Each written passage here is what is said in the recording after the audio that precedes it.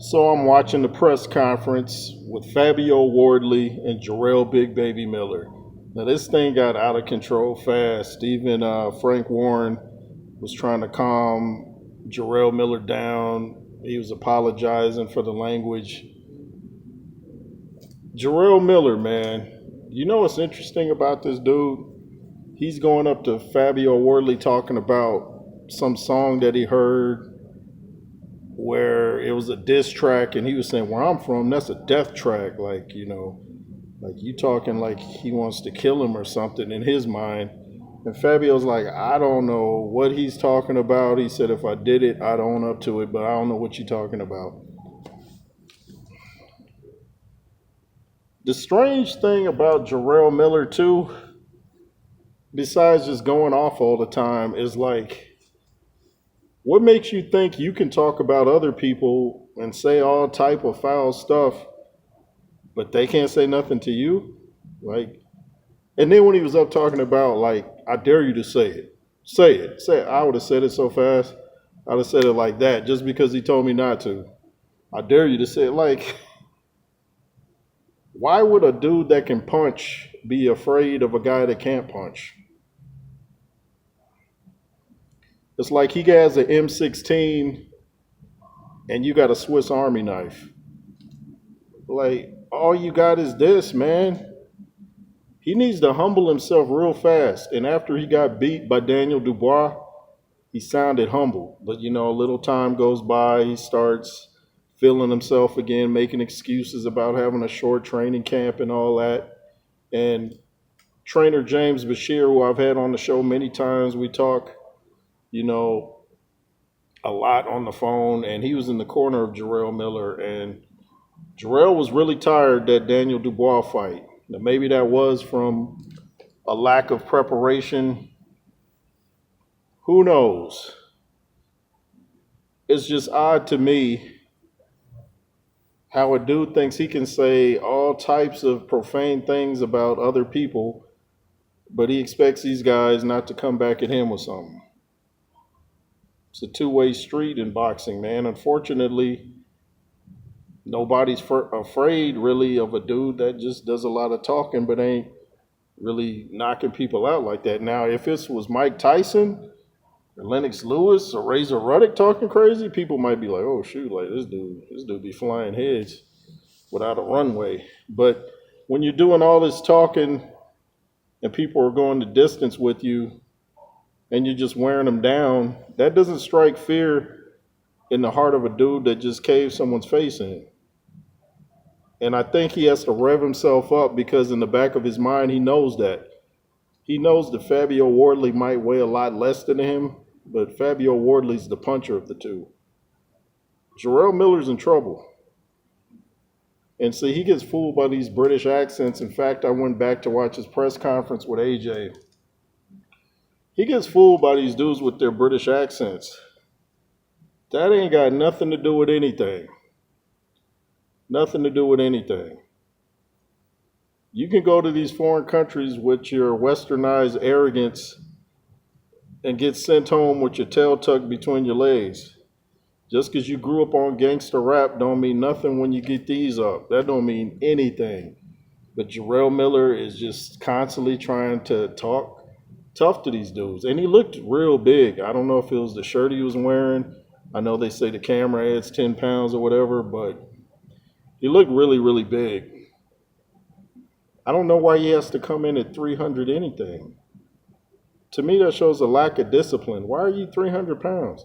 Now, I know when he was on the PEDs, I understand that that's maybe why he was at a high weight, because it would take the fat and burn that for fuel, and that's how he was getting so much energy, fighting these fights. It's burning the fat and giving him more energy, because people used to wonder, how's this 330-pound dude like still swinging just as much in round 11 as he was round 1, and he's outweighing these dudes? It was the PEDs, allegedly.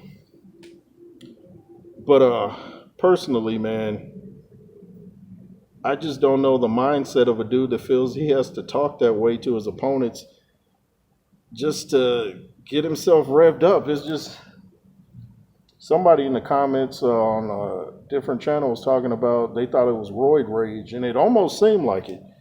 It kind of seemed like it because it's like him and Tyson Fury be going on these tirades where they just cussing and screaming and like like a 19-year-old out of control. Like, why are you like you're mad that the guy wants to fight you? He just gave you an opportunity to make millions and you're screaming and cussing like he shouldn't want to fight. I don't understand, dude.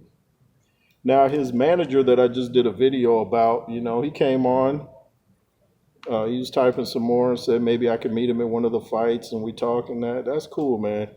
He seems like he's level headed. You need to talk to your boy, Jarrell Miller, and tell him you ain't got to do all that. George Foreman didn't do all that. Lennox Lewis didn't do all that. You don't have to hit below the belt to get in your opponent's head. And a lot of times that can backfire. A lot of times you make your beating worse because you rev the other guy up so much.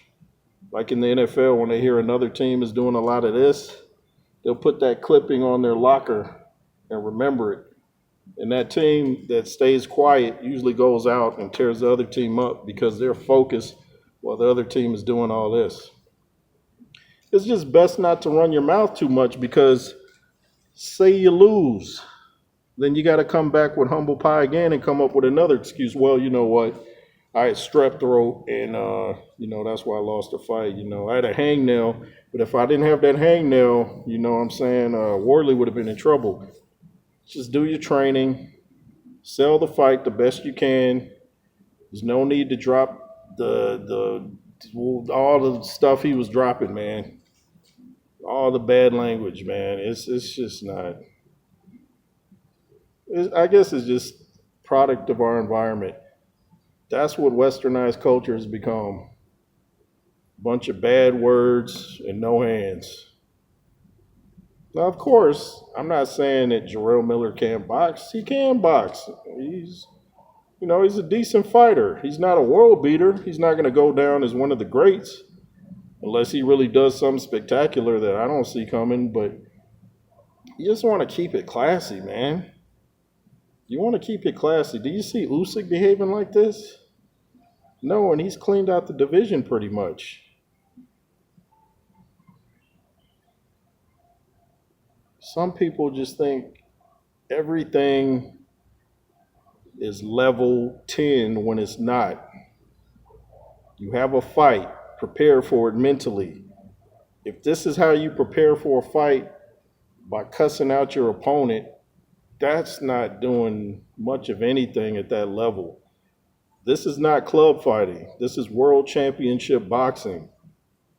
Dudes are not intimidated, I'm telling you, by a dude with pillow fists going on and on about what he's going to do.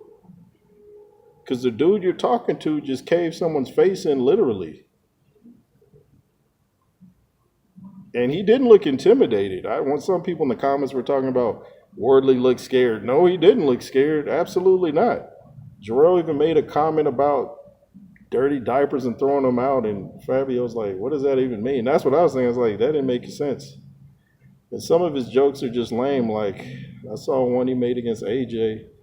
I was like, that just was, it was just weak. Anyway, man.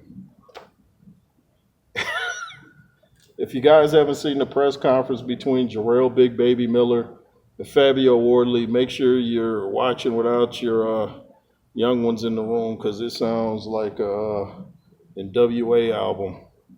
Anyway, it's the J. Roos Theory. Make sure to comment, share, subscribe. The Cash App is $JRoos33. The IG is the J. Roos Theory 2.